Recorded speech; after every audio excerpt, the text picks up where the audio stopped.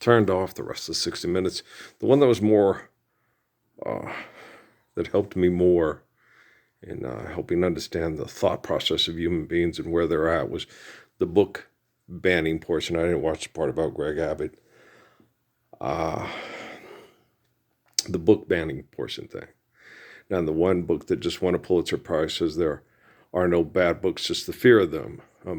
Do you want to sit and read a book and pass around to a kid about a man who is a rapist and the thoughts that race through his head and how great he thinks it is and how wonderful it makes him feel? Do you want children reading that? Now, if you eliminate philanthropy and the desire to be someone who leaves a meaningful life through expression of words on paper through a book, okay, if you eliminate any kind of incentive, okay, for books to be successful in philanthropy, you're probably going to get manuals about how to not burn down the house, how to make sure that your electricity is wired right? It's essential books, books that help, books that keep us from burning down the house and being Mrs. O'Leary's cow, right? And so when you're sitting there looking at a lot of these people, and when they're talking and they're expressing, you simply forgive debt and trespass and love one eternal faithful peace. A lot of the stuff about indoctrination that you're involved in too is going to get completely eliminated, okay? And sexuality is going to radically change, okay?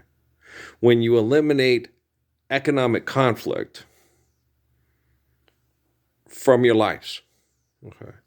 So you're sitting there, and the stuff about going to the moon, allocation of resources and use of resources is something that you have to take very, the space program, okay, is very essential, okay, for human survival, given the actions that are in motion, that are the causality of things that are happening in space that are going to affect us, okay? So the space program is essential, okay? It's more essential than cyber warfare, cyber protection. Cyber protection is protecting your money. You see what I'm saying? It's more essential. Now, when you're doing things correctly, okay, and cyber protection is to protect the privacy of our domiciles from people that would try to invade our domiciles because of mostly what's going to be the main problem is sexual desire. Sexual manipulation, wanting access to someone sexually that does not want to allow you access, right? And that's been a problem among human beings for thousands and millennia upon millennia for thousands of years. Thousands, as long as we've been sexual beings, right? That's been a problem. People wanting sexual access to someone that does not want to sexually engage with them, right? And that's something we need to protect, okay?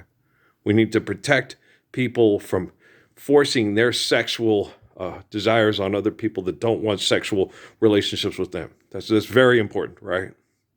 Something we are terrible at right now, especially with the military and the science that's used by the military, right? Because we're using the world's first profession as prostitution, right? Which is atrocious.